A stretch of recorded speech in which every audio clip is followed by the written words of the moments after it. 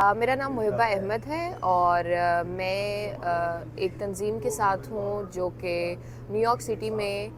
मेहनत कश लोगों के साथ काम करती है, जिसका नाम है ड्रम देसीज़ राइजिंग अप एंड मूविंग। तो उसमें मैं एक ऑर्गेनाइज़र की हैसियत से काम करती हूँ और जो हमारी ड्रम की तंजीम है इसमें तमाम देसी जो कौमियतें हैं, जिस तरीके से नेपाली, बंगाली, पाकिस्तानी, इंडियन और साथ में इंडो करेबियन लोग यानी कि गायनीज, ट्रिनिडैडियन, टोबागो के लोग ये भी शामिल हैं। और हमारे 6 बेसेस हैं पूरे न्यूयॉर्क सिटी में और हमारी मेंबरशिप 5,000 से 6,000 है। और इस तंजीम के मेंबर सिर्फ मेहनत कश लोग बन सकते हैं, तो हम सिर्फ मेहनत कश लोगों के साथ काम करते हैं, उनके लिए काम करते हैं। मुझे लगता है कि जो अमेरिका की तरक्की के पीछे जिस तबके का हाथ है वो मेहनत कश तबका ही है। जो भी एक एंटी इमिग्रेंट सेंटिमेंट अब पैदा हो रहा है अमेरिका के अंदर, मुझे लगता है कि वो जो सेंटिमेंट है उसके हम खिलाफ काम करते हैं, क्योंकि हमें पता है कि अगर आज पूरे अमेरिका से तमाम इमिग्रेंट्स को निकाल दिया जाए तो अमेरिका बंद हो जाएगा, क्योंकि यहाँ पर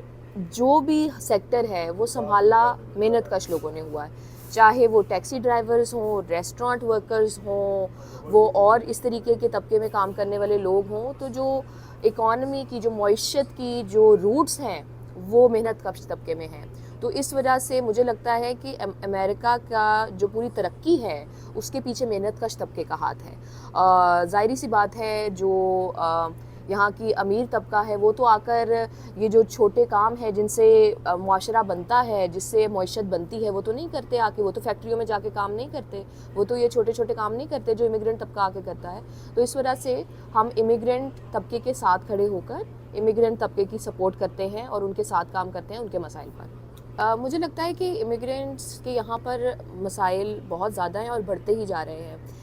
सबसे पहला मसला तो उन इमिग्रेंट्स के साथ है कि जिस तरह मैंने कहा कि हम देसीज़ के साथ काम करते हैं, तो तमाम जो देसी कम्युनिटीज़ हैं उसमें एक बहुत बड़ा तबका है जो कि बग़ैर पेपर के यहाँ पर आता है, और वो मजबूरी से बग़ैर पेपर के आता है। ये नहीं है कि वो खुशी खुशी अपना मुल्क छोड़कर आते हैं कि यहाँ पर आकर जी, तो वो मईशत से तंग आकर, जो अब पूरा बहरान आया हुआ है, एक क्लाइमेट का बहरान आया हुआ है, माहौलियात का बहरान आया हुआ है कि सैलाब आ जाते हैं, जंग लग जाती है, ये सब कुछ हो जाता है, तो उस सब से वो तंग आकर यहाँ पर आते हैं ताकि अपनी फैमिलीज़ को पीछे सपोर्ट कर सकें। तो उनके लिए वो जहाँ पर भी काम करते हैं, वो रेस्टोरेंट में काम करेंगे, वो पेट्रोल पंप पे काम करेंगे, उनको मिनिमम वेज भी नहीं दी जाएगी, तो उनके साथ जुल्म किया जाता है। उनके ही जो साथी हैं वो ही उनके साथ ये जुल्म करते हैं कि अगर आपके ही मुल्क से कोई लोग आकर यहाँ पर सेटल हो गए हैं, वो भी अपने लोगों को मिनिमम वेज नहीं देंगे, तो वो $5 पर, $6, $8 पर आवर पर काम करते हैं, 20-20 घंटे काम करते हैं। ये बहुत बड़ा जुल्म है जो उनके साथ हो रहा है। अगर वो पेपर के बगैर आए हैं, वो अपनी मर्ज़ी से नहीं आए, तो उनके साथ भी हमें इस तरीके से इस तरह का सलूक नहीं करना चाहिए। और उसके बाद जो मुझे लगता है एक बहुत बड़ा मसला है वो ये है कि यहाँ पर जिस तरीके की ट्रीटमेंट है लॉ इन्फोर्समेंट की, पुलिस की, हमारे इमिग्रेंट कम्युनिटी के साथ, सबसे ज़्यादा बड़ा मसला मुझे लगता है कि लिटिल पाकिस्तान में ये है कि NYPD बहुत बुरे तरीके से सलूक करती है हमारी इमिग्रेंट कम्युनिटी के साथ। ख़ास तौर पर मुसलमान,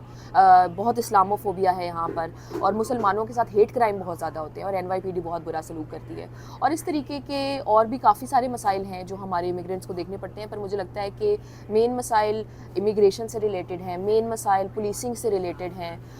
हाउसिंग नहीं मिलती, उसके अलावा जो इस तरह के और इश्यूज़ हैं, यानी कि माहौलियात से तंग आकर उन बेसमेंट्स में रहते हैं, वहाँ पर फ्लड हो जाता है, वहाँ पर कोई उनको सपोर्ट करने के लिए नहीं, यहाँ पर सपोर्ट सिस्टम मौजूद नहीं है। और हम चाहते हैं कि जो मेहनत कश तबका है वो अपनी इतनी ताकत बना सके कि वो ख़ुद अपने इन मसाइल पर आवाज़ उठा सके। तो यही हमारा बेसिक मौक़िफ़ है कि यहाँ पर एक ख़ौफ भी है जो हमारी फैमिलीज़ में आ जाता है कि शायद अगर हम अपने बच्चों को पब्लिक स्कूल्स में भेजेंगे या अपने बच्चों को हम बाहर निकालेंगे तो हमारे बच्चे तब्दील हो जाएंगे पूरी तौर पर और उनको अपने कल्चर का नहीं पता चलेगा। ये मेरे नज़दीक एक बहुत गलत पॉइंट ऑफ व्यू है। مجھے لگتا ہے کہ آپ نے اگر گھر میں بچوں کو وہ ماحول دے کر رکھا ہے اور آپ نے اپنے کلچر کے ساتھ محبت سے بچوں کی پرورش کی ہے تو بچے اپنے کلچر کو کبھی چھوڑتے نہیں ہیں، خاص طور پہ ایک ایسے ملک میں آ کے جہاں پر ان کو کلچر کی بہت زیادہ کمی محسوس ہوتی ہے تو وہ اپنے کلچر کے پاس ہی واپس جائیں گے۔ تو یہاں پر میری تو جو ریکویسٹ ہوگی اور جو میں نے دیکھا بھی ہے کہ جو سکسیزفل چیز رہی ہے وہ یہ ہے کہ آپ کو اپنے بچوں کو پبلک سکولز میں بھیجنے کی ضرورت ہے تاکہ بچے ایکسپوجر ان کا زیادہ ہو اور وہ اپرچونیٹیز کو اویل کر سکیں۔ اگر آپ ان کو بند کر دیں گے چھوٹے چھوٹے سکولز میں یہاں پر بنا کے کہ ان کو اپنے کلچر کو پروٹیکٹ کرنے کے لیے، وہ کلچر پروٹیکٹ نہیں ہوگا بلکہ آپ اپنے بچوں کو یہاں پر پیدا ہونے والے بچوں سے بہت پیچھے رکھ رہے ہیں اگر آپ ان سے وہ اپرچونیٹیز چھین رہے ہیں۔ پبلک سکولز ایک بہت اچھی جگہ ہے جہاں پر آپ کو بچوں کو بھیجنا چاہیے، اور اگر آپ کے بچوں کو مسائل کا سامنا کرنا پڑتا ہے، ان کے کلچر پر کوئی بھی بات آتی ہے تو بچوں کو اس کے